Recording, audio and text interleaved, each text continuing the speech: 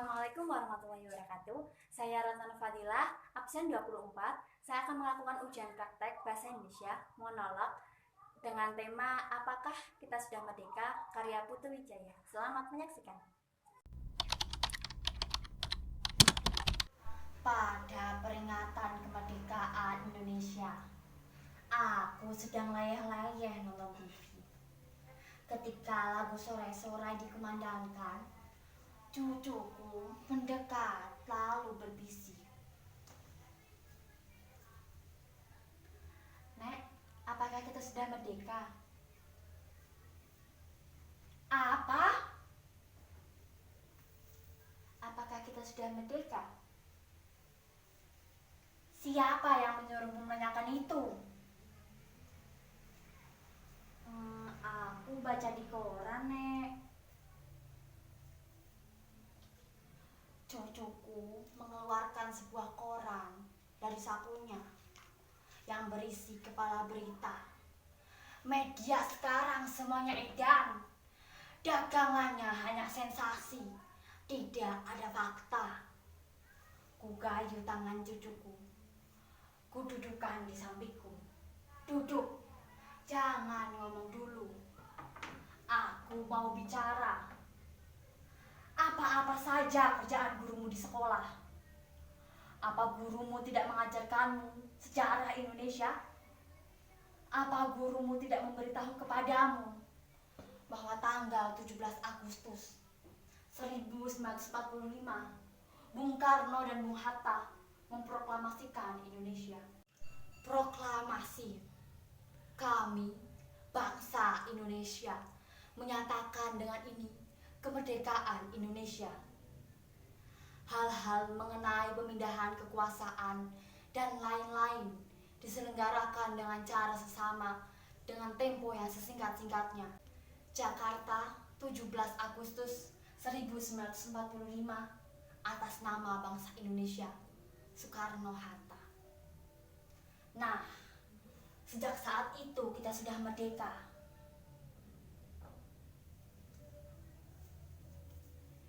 Jadi betul ya, Nek, kita sudah merdeka? Oh, jelas kita sudah merdeka. Tapi kalau kita sudah merdeka, kenapa kita masih hidup miskin, Nek? Hampir saja aku tampar cucuku itu. Tapi aku ingat, dia masih cucuku sendiri.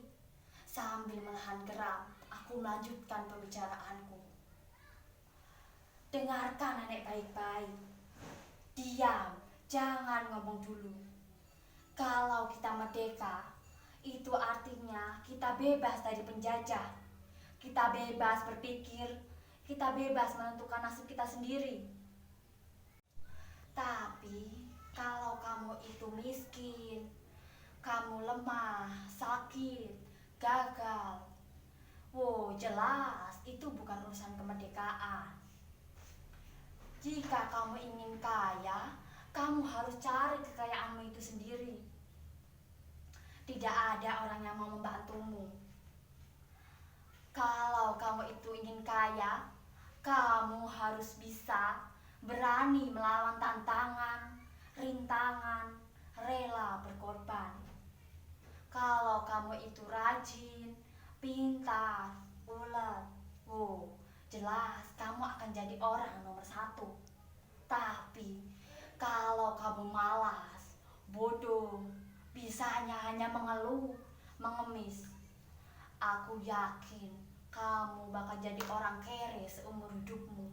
Padahal Nek, jangan ngomong dulu. Aku belum selesai ngomong. Blur. Sebentar, jangan ngomong dulu. Kalau kita merdeka, kita bebas menggunakan kemerdekaan itu. Tapi jangan mentang-mentang kamu sudah merdeka berperilaku seenak utelmu itu. Padahal, Nek, sebentar, jangan ngomong dulu. Kamu kamu itu merdeka, tapi kemerdekaanmu itu dibatasi oleh kemerdekaan saudara-saudaramu yang lain. Walhasil, kamu itu tidak merdeka.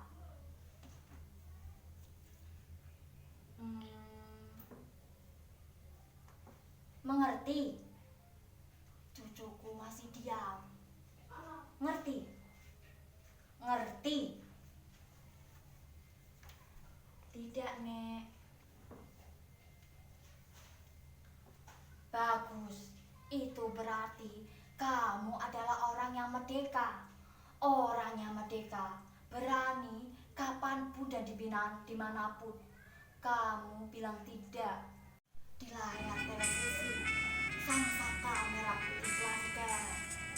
Lagu Indonesia Raya dikumandangkan. Aku terlempar di masa revolusi. Jadi betul, Nek, kita sudah merdeka. Di kala itu, aku telah ikut.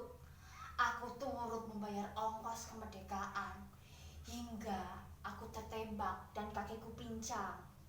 Tapi tidak ada rasa menyesal sampai sekarang.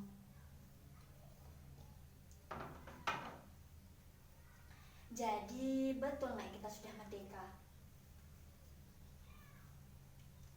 Saat kemerdekaan, kuletakkan senjataku. Aku kembali ke sawah. Aku hidup tenang, damai. Sampai suatu saat ada yang memfitnahku. Dia bilang akulah pengkhianat. Aku dipenjarakan selama 4 tahun. Saat aku keluar dari penjara, aku tahu bahwa dialah pengkhianat. Ku cari dia ke kota, tapi ternyata dia sudah menjadi penjabat yang dicintai oleh rakyatnya. Dia tahu aku datang. Dia menyuruh seseorang untuk menangkapku. Aku lari. Aku melarikan diri. Aku menangis. Aku menjerit.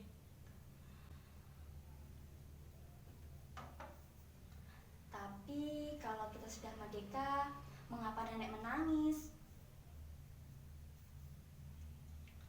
Dengan cepat aku menyela air mataku. Dudu, cucuku, orang yang merdeka itu boleh menangis dimanapun dan kapanpun ia ingin menangis.